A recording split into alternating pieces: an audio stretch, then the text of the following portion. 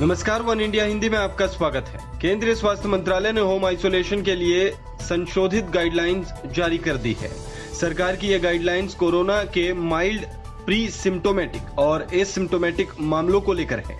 स्वास्थ्य मंत्रालय की गाइडलाइंस में कहा गया है कि हल्के लक्षण या बगैर लक्षण वाले मरीज जिनको कोई दूसरी बीमारी नहीं है, वो घर पर होम आइसोलेशन में रहते हुए अपना इलाज करा सकेंगे, लेकिन इसके लिए पहले डॉक्टर की परमिशन लेनी जरूरी होगी। उन्हीं मरीजों को होम आइसोलेशन में भेजा जाएगा जिन्हें डॉक्टरों ने अस्पताल में भर्ती नहीं होने की जरूरत बताई है।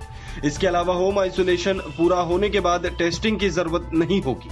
बड़ी संख्या में बिना लक्षण वाले मरीज सामने आने के बाद ये नए दिशा निर्देश जारी किए गए हैं। सरकार की ओर से जारी नई गाइडलाइंस में कहा गया है कि यदि होम आइसोलेशन में रह रहे मरीज को सांस लेने में दिक्कत होती है, सीने में दर्द होता है या बोलने में तकलीफ होती है तो उन्हें अस्पताल आना होगा। इसके अलावा 60 साल के ऊपर के मरीजों को अस्पताल में ही अपना इलाज कराना होगा।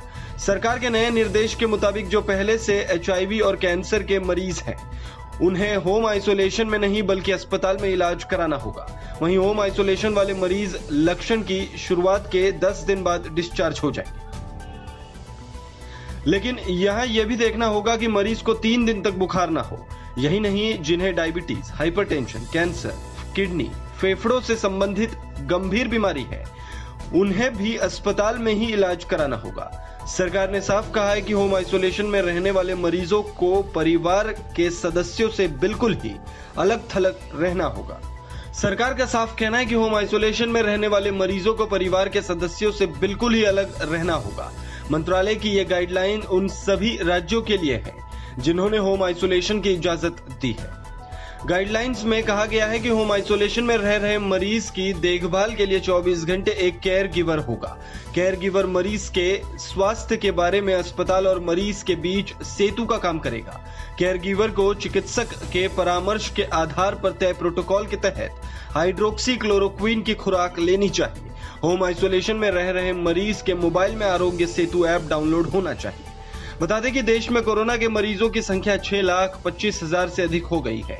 शुक्रवार को ताजा जारी आंकड़ों के मुताबिक देश में पिछले 24 घंटे में 20,903 नए केस मिले हैं। वहीं 389 लोगों की मौत हुई है। इसके साथ ही देश में कोरोना से मरने वालों की संख्या 18,213 हो गई है।